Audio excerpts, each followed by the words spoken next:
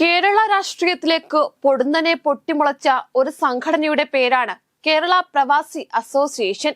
ഇങ്ങനെയൊരു സംഘടന തന്നെ ഇവിടെ ഉണ്ടായിരുന്നുവെന്ന് 10 പേർ അറിയുന്നത് ഇവർ UDF-ൽ പ്രവേശിച്ചതിന് ശേഷം മാത്രമാണ്. 2022 മെയ് പകുതിയോടെയാണ് കേരള പ്രവാസി അസോസിയേഷൻ എന്ന പേരിൽ ഒരു രാഷ്ട്രീയ പാർട്ടിക്ക് കേന്ദ്ര തെരഞ്ഞെടുപ്പ് കമ്മീഷൻ അനുമതി നൽകുന്നത്. സ്വയം പര്യാപ്തമായ കേരളം കെട്ടിപ്പടുക്കുക എന്ന ലക്ഷ്യത്തോടെ ആരംഭിച്ച ആ പ്രവാസി മലയാളികളുടെ പാർട്ടിക്ക് ചുക്കാൻ പിടിച്ചയാൾ എന്ന നിലയിൽ സ്വയം പ്രശസ്തി സൃഷ്ടിക്കുവാൻ അയാൾ ബോധപൂർവം ശ്രമിച്ചിരുന്നു. ആ ശ്രമം തന്നെയാണ് UDF-ലേക്ക് അദ്ദേഹത്തെ എത്തിച്ചതും. എയർലൈൻ ട്രാവൽ മേഖല കേന്ദ്രീകരിച്ച് പ്രവർത്തിക്കുന്ന 2 IT കമ്പനികൾ അടക്കം നിരവധി കമ്പനികൾ അദ്ദേഹത്തിൻ്റെതായിട്ടുണ്ട്. ഇതിൽ ചില കമ്പനികളുമായി ബന്ധപ്പെട്ട വിവാദങ്ങളാണ് ഇപ്പോൾ ചർച്ചയാവുന്നത്. അദ്ദേഹത്തിൻ്റെതായി എറണാകുളത്ത് രജിസ്റ്റർ ചെയ്തിട്ടുള്ള വോയിസിറ്റ് ടെക്നോളജീസ് എന്ന പ്രൈവറ്റ് ലിമിറ്റഡ് കമ്പനിയും ദുബായിൽ രജിസ്റ്റർ ചെയ്തിട്ടുള്ള വോയിസിറ്റ് ഇൻഫർമേഷൻ ടെക്നോളജി എന്ന ലിമിറ്റഡ് ലയബിലിറ്റി കമ്പനിയുമാണ് ഇപ്പോൾ ബൈജൂസുമായി ബന്ധപ്പെട്ട് വരുന്ന വാർത്തകളിൽ പ്രാധാന്യം നേടുന്നത്.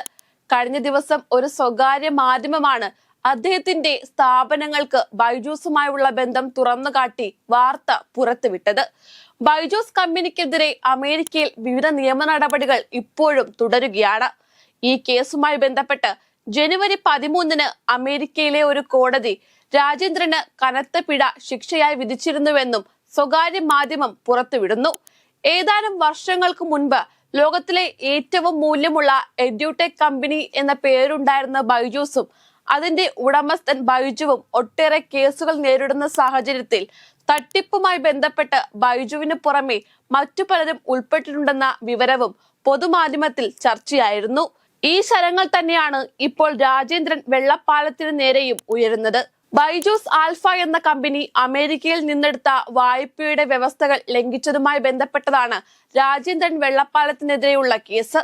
കഴിഞ്ഞ ഡിസംബർ 4-ന് അമേരിക്കയിലെ ഡെലവെയറിലുള്ള കോടതി രാജേന്ദ്രൻ വെള്ളപ്പാലത്തിനോട് ജനുവരി 13-ന് 10 മണിക്ക് നേരിട്ട് കോടതിയിൽ ഹാജരാകാൻ ആവശ്യപ്പെട്ടിരുന്നു. എന്നാൽ കോടതിയുടെ പല ഉത്തരവുകളും ധിക്കരിച്ച് അദ്ദേഹം കോടതിയിൽ ഹാജരാകാതിരുന്നതിനാൽ ജനുവരി 13 മുതൽ ഹാജരാകാതിരുന്ന ഓരോ ദിവസവും $25,000 അഥവാ ഏകദേശം 25 ലക്ഷം രൂപ വീതം പിഴയായി കെട്ടിവെക്കണമെന്ന് ജഡ്ജി ഉത്തരവിട്ടിരുന്നു. ഈ ഉത്തരവ് ലംഘിക്കുകയാണെങ്കിൽ അദ്ദേഹത്തിന് അമേരിക്കൻ കോടതി ജയിൽവാസം വിധിച്ചേക്കാമെന്ന് പല നിയമവിദഗ്ധരും ചൂണ്ടിക്കാട്ടുന്നു. യഥാർത്ഥത്തിൽ അമേരിക്കൻ കോടതി നടപടികളുടെ കുരുക്കിലാണിപ്പോൾ രാജേന്ദ്രൻ വെള്ളപ്പാലത്ത്.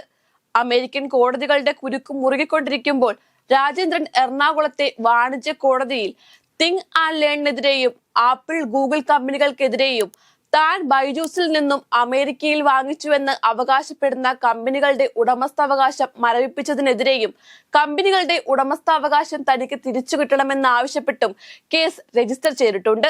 അതേസമയം ബൈജുവുമായുള്ള രാജേന്ദ്രന്റെ ബന്ധത്തിന് കാലങ്ങളോളം പഴക്കമുണ്ടെന്ന് പറയുന്നവരുമുണ്ട്. കഴിഞ്ഞ ലോക്സഭാ തെരഞ്ഞെടുപ്പിൽ വടക്കൻ കേരളത്തിലെ ഒരു മണ്ഡലത്തിൽ സ്ഥാനാർത്ഥിത്വത്തിനായി രാജേന്ദ്രൻ ശ്രമിച്ചിരുന്നതായി ചില കേന്ദ്രങ്ങൾ പറയാതെ പറയുന്നുണ്ട്. പക്ഷേ പരാജയപ്പെട്ടു. അതിനിടെ ഇന്ത്യ ഫസ്റ്റ് എന്ന പേരിൽ ഒരു ചാനൽ ആരംഭിക്കാൻ അദ്ദേഹം ഒരുങ്ങി. മുതിർന്ന ജേർണലിസ്റ്റുകൾക്ക് പൊതുവെ ലഭിക്കുന്ന ശമ്പളത്തെക്കാൾ അധികം നൽകി ചിലരെ റിക്രൂട്ട് ചെയ്തു. കേരള പ്രവാസി അസോസിയേഷന്റെ പേരിൽ കേരള ഹൈക്കോടതിയിലും സുപ്രീം കോടതിയിലും മറ്റും പൊതുതാൽപര്യ ഹർജികൾ നൽകി. അത് സംബന്ധിച്ചു വാർത്തകൾ മാധ്യമങ്ങളിൽ വന്നു. അത്തരത്തിൽ രാഷ്ട്രീയത്തിൽ തന്റെ പേരും മുഖവും നിറഞ്ഞു നിൽക്കുന്നതിന് വേണ്ടി മാത്രം നിലകൊള്ളുന്ന ഒരാളാണെന്ന വിമർശനവും ശക്തമാണ്. പ്രതിപക്ഷ നേതാവ് VD സതീശൻ നയിച്ച മലയോര യാത്രയിലും രാജേന്ദ്രൻ തുടക്കം മുതൽ ഒടുക്കം വരെയും പങ്കെടുത്തിരുന്നു. വെറുതെ അങ്ങ് പങ്കെടുക്കുക മാത്രമല്ല ചെയ്തത്, എല്ലാ പ്രദേശങ്ങളിലൂടെയും യാത്ര കടന്നുപോയപ്പോൾ പ്രതിപക്ഷ നേതാവിനൊപ്പം തന്നെ മുഴുവൻ സമയവും വാഹനത്തിൽ രാജേന്ദ്രൻ സഞ്ചരിക്കുകയും ചെയ്തിരുന്നു. രാജേന്ദ്രൻ UDF-ന്റെ ഭാഗമായത് തന്നെ നേരായ മാർഗത്തിലൂടെയല്ലെന്ന വിമർശനം ഉയർത്തുന്നവരുമുണ്ട്. ആ വിമർശനങ്ങൾക്ക് കഴമ്പില്ലെന്ന് പറയുവാനും കഴിയില്ല. കാരണം അത്രമേൽ വേഗത്തിലായിരുന്നു രാജേന്ദ്രന്റെ UDF പ്രവേശനം. UDF-ന്റെ പ്രത്യേകം ക്ഷണിതാക്കളായിട്ടാണ് രാജേന്ദ്രന്റെ പാർട്ടിയെ ഉൾപ്പെടുത്തിയിരിക്കുന്നത്. സ്വന്തമായി ക്യാമറമാനും എഡിറ്റിംഗ് സംവിധാനവും എല്ലാമായി സർവസജ്ജമായാണ് രാജേന്ദ്രൻ രാഷ്ട്രീയത്തിലേക്ക് ഇറങ്ങിയിരിക്കുന്നത്. അതിന്റെ തെളിവുകൾ അദ്ദേഹത്തിന്റെ സാമൂഹ്യ മാധ്യമങ്ങളിലും കാണാവുന്നതാണ്. മലയോര യാത്രയുമായി ബന്ധപ്പെട്ട് സതീശൻ ഉപയോഗിച്ചതിനേക്കാൾ വൃത്തിയായി രാജേന്ദ്രൻ സാമൂഹ്യ മാധ്യമങ്ങൾ ഉപയോഗിച്ചിട്ടുണ്ട്. ബൈജൂസുമായി ബന്ധപ്പെട്ട തട്ടിപ്പുകൾ ചെറുതല്ലെന്ന് നമുക്കെല്ലാവർക്കും അറിയാം. ആ തട്ടിപ്പുകളിൽ രാജേന്ദ്രനുള്ള പങ്കാണ് എല്ലാവരും തേടുന്നത്. സംസ്ഥാന രാഷ്ട്രീയത്തിൽ വലിയ കൊടുങ്കാറ്റായി മാറുവാൻ ആഗ്രഹിക്കുന്ന രാജേന്ദ്രന് മേൽ അമേരിക്കയിലെ നിയമ നടപടികൾ കുരുക്കാകുമോ എന്നത് കാത്തിരുന്ന് കാണേണ്ടതാണ്.